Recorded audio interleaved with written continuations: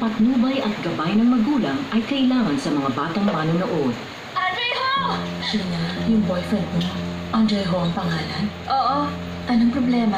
Yung pangalan ng anak ko at ng boyfriend mo pareho. In Hercules Lighthouse.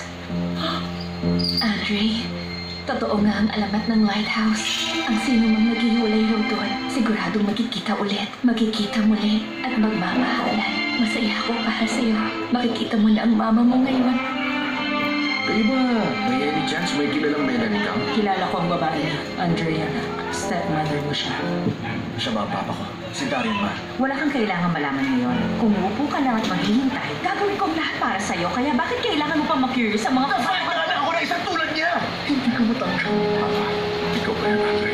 Sumama kayo sa akin ba? Kahit saan, makalis ka na dito. Tayo na!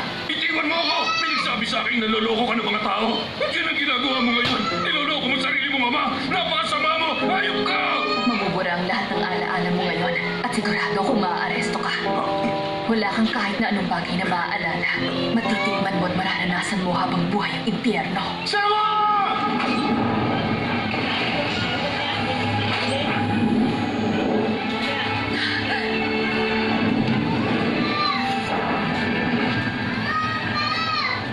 Kasi naman.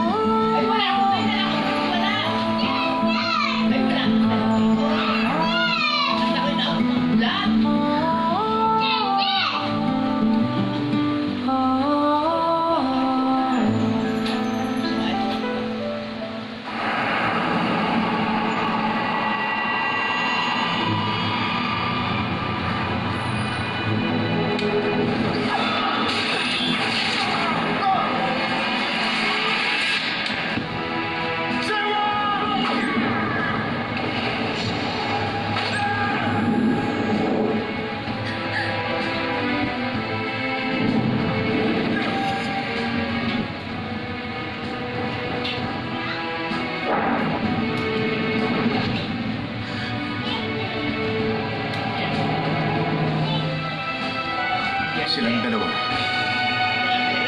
Nabuhay ng masaya. Hindi sila nagkasakit. Walang nanakit sa kanila. Nagkaroon sila ng maraming anak at napalaki nila ang mga ina mabuti. Naging masaya ang pagsasama nilang dalawa. At magkasama silang tumanda. Kasi nalingan lahat.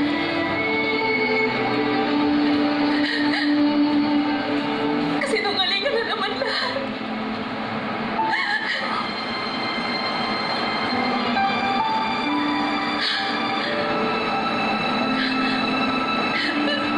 Teka, sino ba?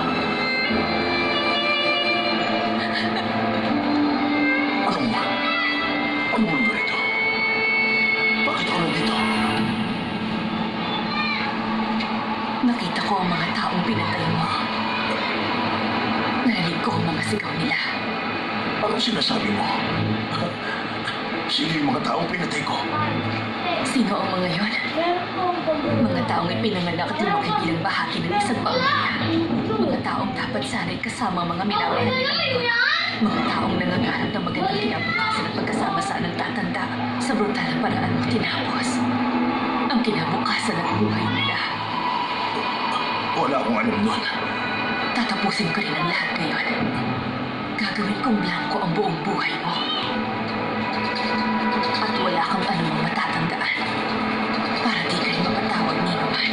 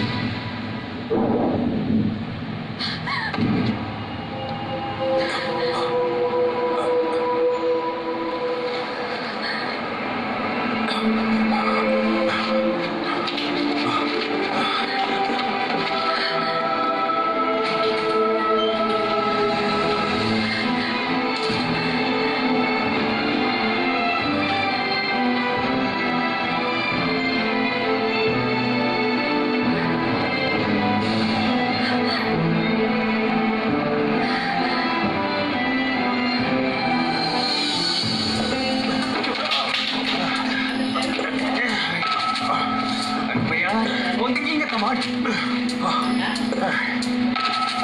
Ikaw. Darian mo? Kanino, Ren?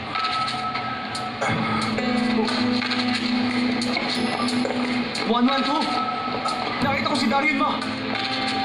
Oo! Yung takas na kriminal! Sa huling pagkakataon, tatanungin. Hindi. Makikiusap ako sa inyo. Please, maniwala kayo sa mga sinabi ko. Baka kahit ngayon lang maniwala kayo. Aalis tayo ngayon. Sumama kayo sa akin. Hindi ako aalis, Andre. Yan.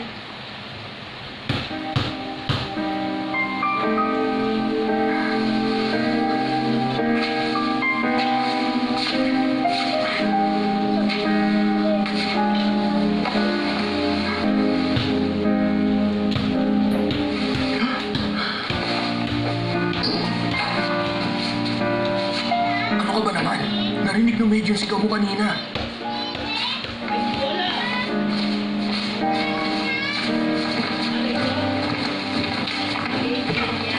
Okay na po yung installation. Hanggang kinabukasan, maglalabasan yung mga insekto. Pero huwag kayong mag-alala. Mga nalason yung mga maglalabasan. Hanggang sa susunod na schedule ng maintenance, Manang. Have a nice day!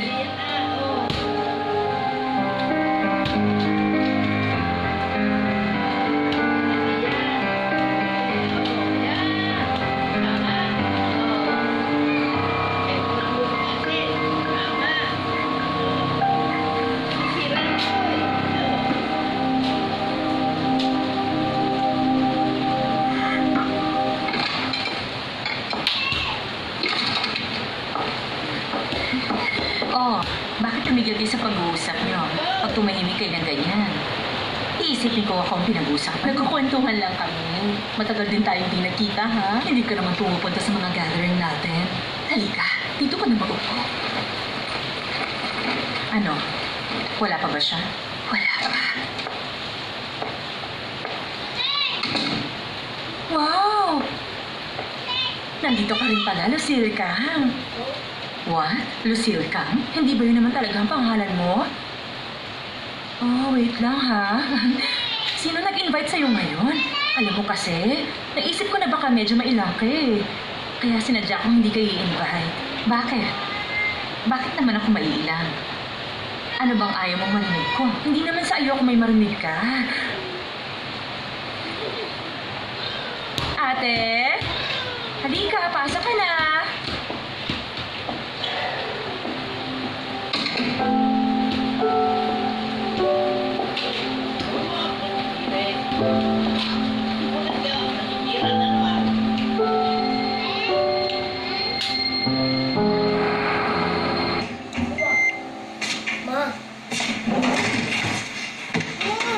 Ma, ito ang Big L sa dikin.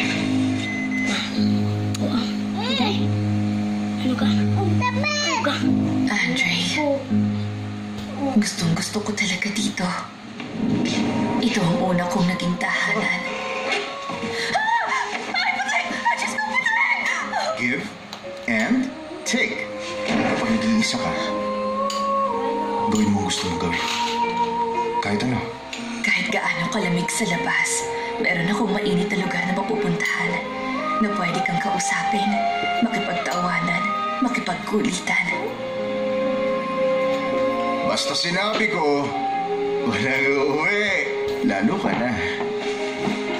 Huwag mo ko iiwan ha. At makikita ka anumang oras ko gustuhin. Ang lugar kung saan pwede kitang mahalin ng buong buo. Pero kung hindi ako aalis sa bahay na to, sa tingin ko, hindi ako mananatili sa tabi mo. Sige, aalis na. No, wait lang. Since nandito ka na rin lang, kung bakit nandito kami lahat ngayon, I think maganda na rin na malaman at marinig ang reason bago ka man lang umalis. Yes, well, I'm sure the reason is, malamang yan, alam niyo na namang lahat na itong babaeng nasa tabi ko ngayon, siya si Lilian He. Kilala niyo si Chairman Ho? Siya ang ex-wife. Siya ang daming asawa. Alam niyo, nakipag-divorce siya kay Chairman Ho. Nakakalungkot talaga ang nangyari. Completely na-separate siya sa anak niya. Pero nitong nakaraan lang, alam niyo pa? Finally, nagkita na silang dalawa. Yung ba yung batang naglayas? Oo. Hindi ba naman kung nasan siya? Madam, congratulations! Oh, di ba? Ang saya-saya, no? Tulad ng sinabi ko sa'yo, sisiguruhin ko makikita ko ang anak ko at ibabalik ko siya sa dapat niyang kalagyan. Hintayin mo yun. Congratulations, Lillian. At least happy ka na ngayon. Kasi nakita mo na ang anak mo. Pero yung maibalik mo siya sa dati niyang kinalalagyan, I think it won't be easy. Kasi yung lugar na yon, wala na ngayon. Ano? Oh well, I guess hindi pa nakakarating sa inyong balita.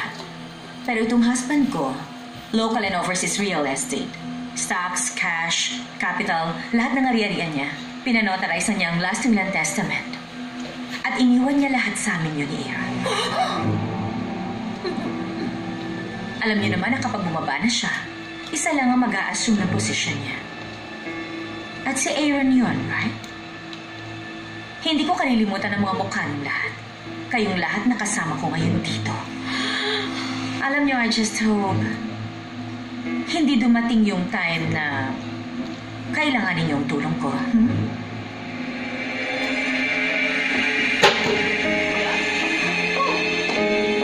Oh my gosh! Wait! Ate, totoo ba ang sinabi niya? Kung sakaling totoo man yun, sigurado ako nababalib na si Chairman Ho, di ba?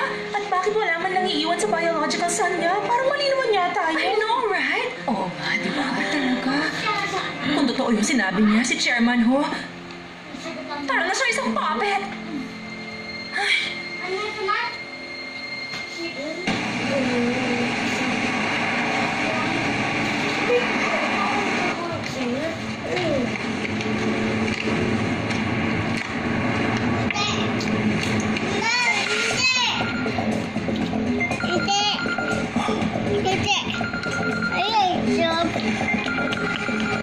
Tabi!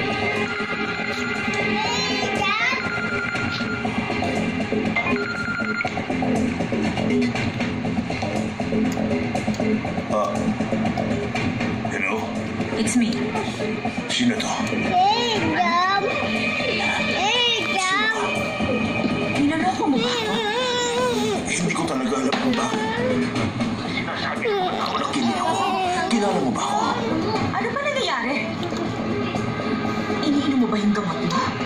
Nagkabalik pa na naman. Nasa loob na yun. Hindi ko talaga alam kung nasa ang lugar ako. O kung sino talaga ako.